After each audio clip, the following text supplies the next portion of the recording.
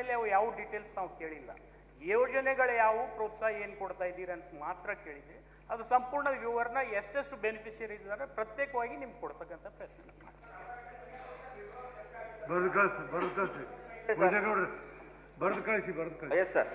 ಧನ್ಯವಾದಗಳು.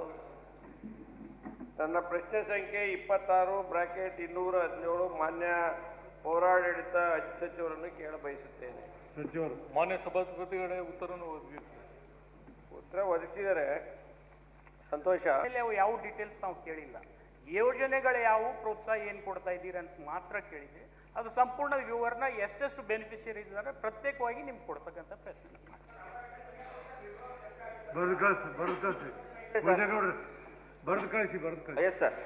ಧನ್ಯವಾದಗಳು.